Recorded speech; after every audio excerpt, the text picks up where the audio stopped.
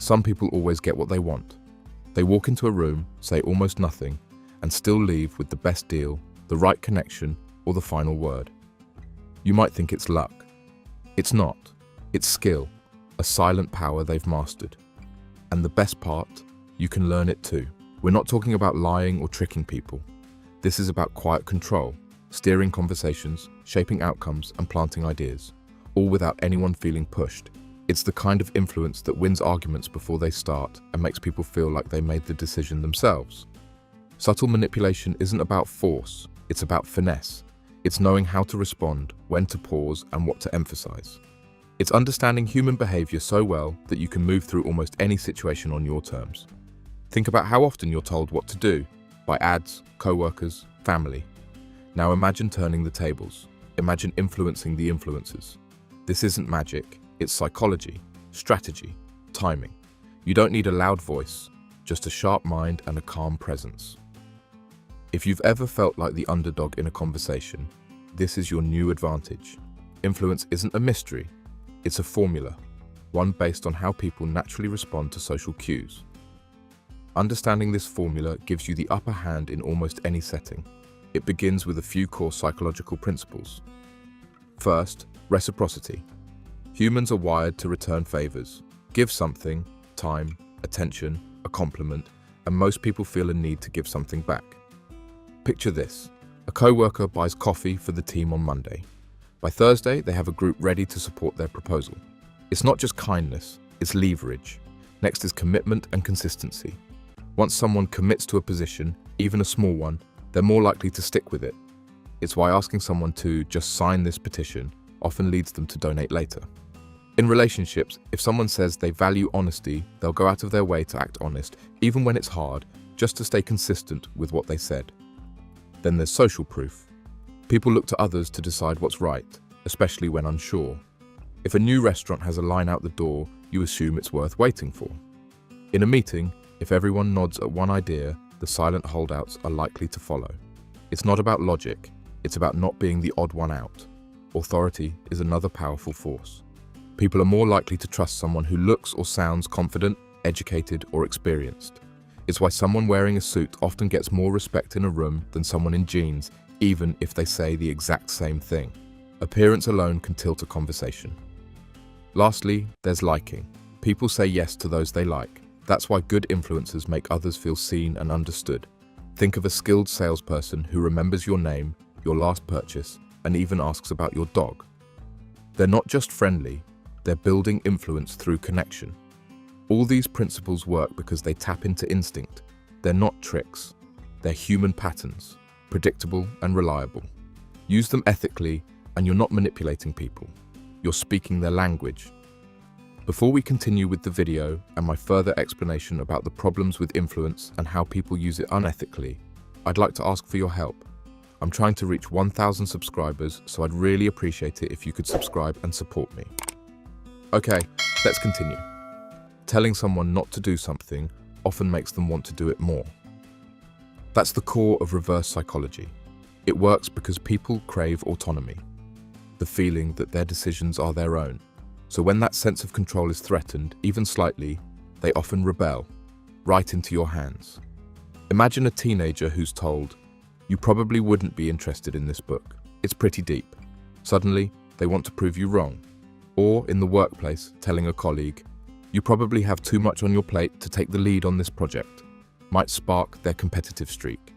This tactic isn't about being sneaky. It's about allowing people to come to conclusions you've already mapped out by thinking it was their idea. Used ethically, it can gently nudge people toward better choices without confrontation. Anchoring is the practice of setting a reference point that skews perception. It's especially common in negotiations, marketing, and pricing strategies. The first number or idea thrown out becomes the anchor, and all future discussions orbit around it.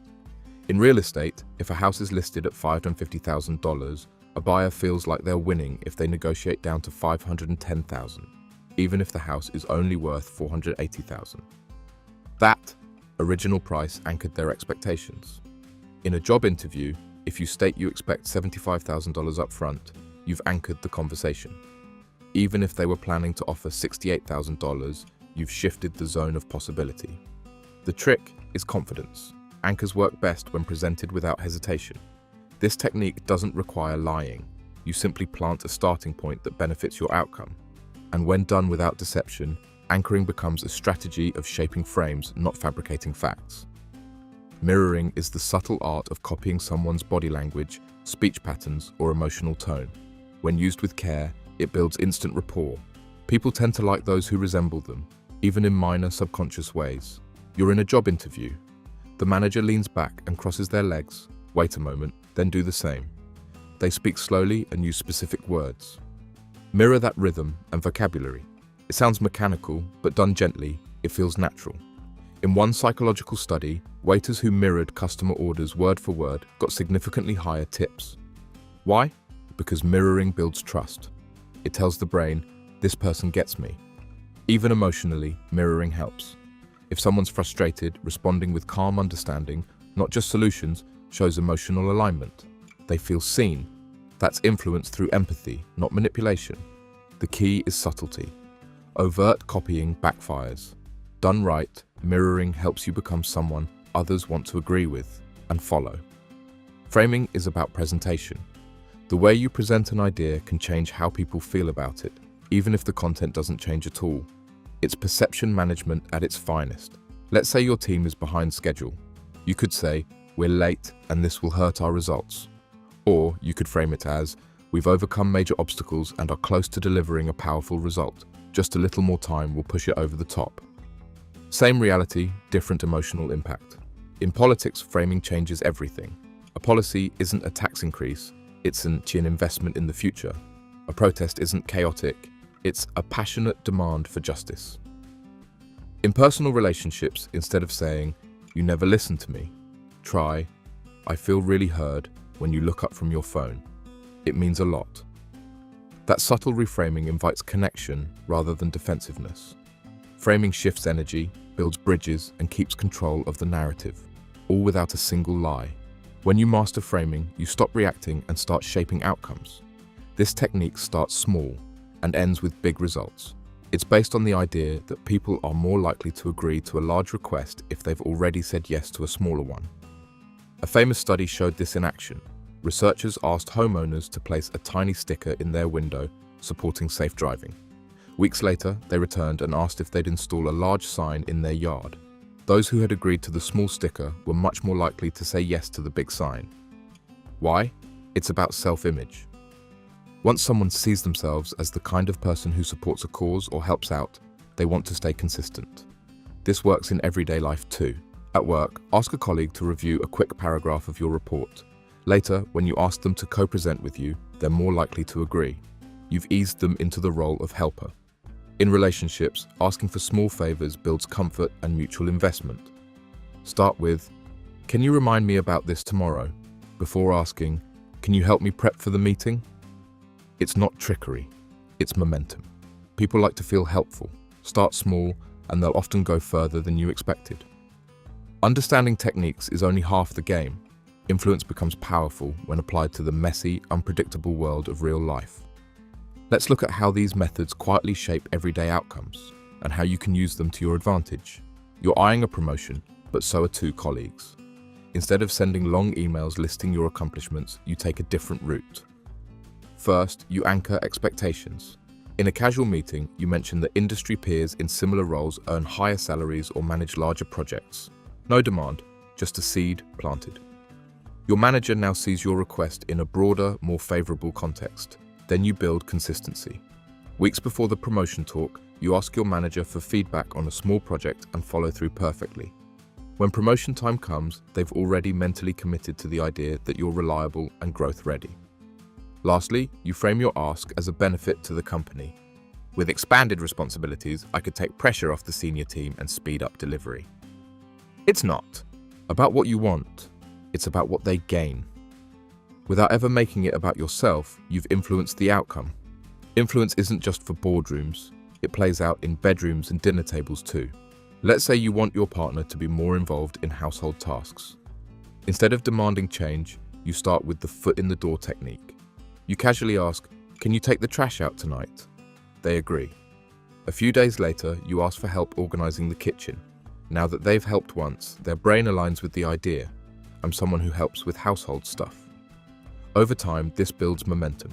You also use mirroring to reinforce connection. When they vent about a stressful day, you subtly reflect their words and energy, calm when they're upset, supportive when they need reassurance.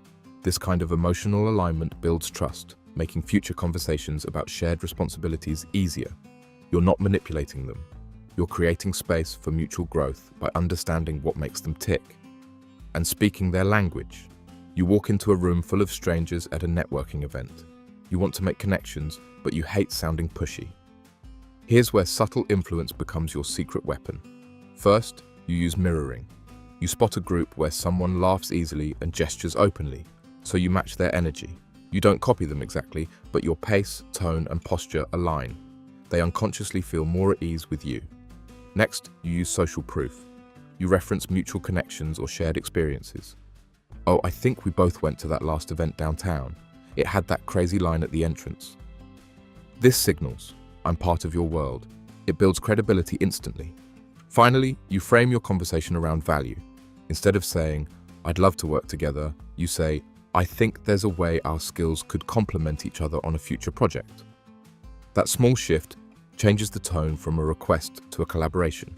Within minutes, you're remembered, not as another face in the crowd, but as someone they chose to talk to.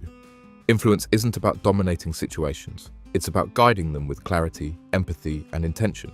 The more you practice in real settings, the more natural it feels, and the more powerfully it works. Influence becomes manipulation the moment it crosses the line from guiding to exploiting. Just because you can steer someone's decision doesn't mean you always should. Ethical influence respects autonomy. It doesn't override it. Consider a manager who uses anchoring to lowball a job candidate, knowing they're desperate. That's manipulation. But if the same manager uses anchoring to set a fair but strategic offer while remaining open to discussion, it's ethical influence. The difference lies in intent. Or take a romantic partner who uses reverse psychology to create jealousy. The goal isn't connection, it's control. That's toxic. But using mirroring to better understand your partner's emotions, that's empathy in action. The key question is, are you trying to help or to win? Influence should create mutual benefit, not emotional pressure. Even in sales, framing a product to highlight value is fair, unless you hide the downsides. Transparency keeps persuasion honest. Use these tools to build trust, not break it. Influence should empower both sides, making decisions easier, not trickier. When your intentions are clear, your tactics stay clean. And that's where true power lies, in influencing with integrity, not dominance. Influence isn't reserved for politicians, CEOs, or master negotiators. It's a tool anyone can use, quietly, ethically, and powerfully.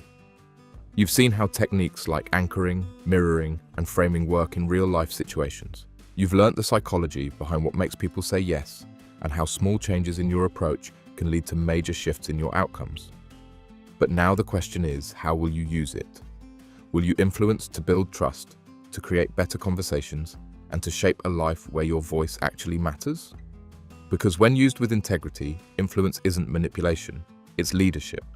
If you found value in this video and want to keep learning strategies that put you back in control, I'd really appreciate your support.